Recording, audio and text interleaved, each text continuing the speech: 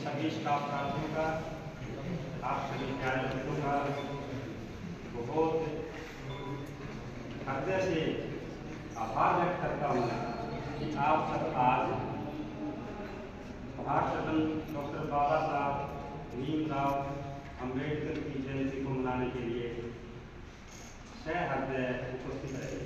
और आप सबने अपने सहपाठियों के हम जैसे गुणों के विचार को बहुत ध्यानपूर्वक सुने। प्यारे बच्चों, सभी बच्चे जो यहाँ आए और टीचर्स जो आए, सभी ने बताया कि बाबा साहब का जीवन संघर्षों से भरा रहा है। बाबा साहब दलित समाज से बिलोंग रखते थे, तो उन्होंने इस जातिगत भेदभाव को स्वयं सहा, लेकिन उन्होंने शिक्षा को हथियार बनाया और शिक्षा के माध्यम से ही इस जातिगत भेदभाव को दूर करने के लिए जीवन भर संघर्ष किया। मध्य प्रदेश के छोटे से गांव मऊ में 14 अप्रैल 1893 को जन्म हुआ था। तो उस वक्त तो ये भेदभाव चरम सीमा पे था, फिर भी उन्होंने हार नहीं मानी और ये निश्चय किया कि हमें इस बुराई को दूर करना है। समाज में समानता होनी चाहिए, समाज में स्वतंत्रता होनी चाहिए, कोई अपने आप को भीम नहीं समझे, मुझे कुछ ऐसा करना है। और ऐसा करने के लिए ही उन्होंने उच्च शिक्षा प्राप्त करने के लिए इरादा बनाया कि सबसे पहले मुझे पढ़ना होगा। और इसी इरादे से वो अमेरिका गए, कोलंबिया यूनिवर्सिटी,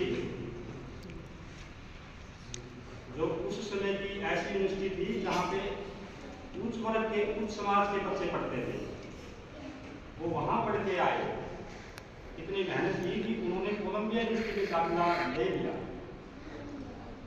फिर भी वो संतुष्ट नहीं हुए, वे फिर गए ब्रिटेन में लंदन यूनिवर्सिटी ऑफ इकोनॉमिक्स से उन्होंने पढ़ाई की और एक बहुत अच्छे अर्थशास्त्री बने, क्योंकि वो जानते थे कि अर्थशास्त्र का ज्ञान होगा तभी हम अपने देश की अर्थव्यवस्था को मजबूत करेंगे, दलितों को, शोषितों को हम उनके हक दिला पाएंगे।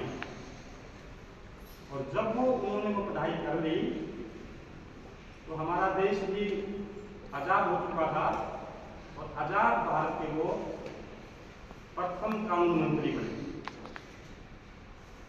और उसके बाद उन्होंने ये नारे दिए कि संघर्ष करो, संगठित रहो, संघर्ष से कभी मत घबराओ, आप सब पढ़ो और पढ़ करके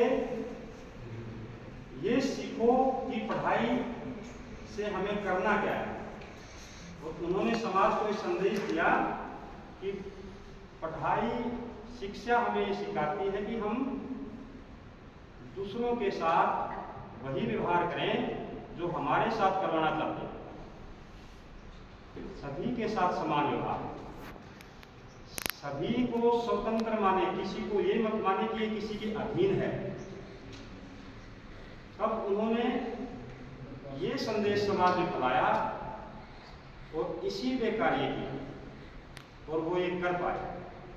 और उन्होंने ये नारा दिया कि संघर्ष से आदमी कोई भी इरादा कर ले वो उसमें सफल हो सकता है। और आइए, अगर आज हम बाबा साहब को सच्ची श्रद्धांजलि देना चाहते हैं तो उनके बताए आदर्शों पर चले, बनाए इस संविधान को, उनके मूल्यों को अपनाएं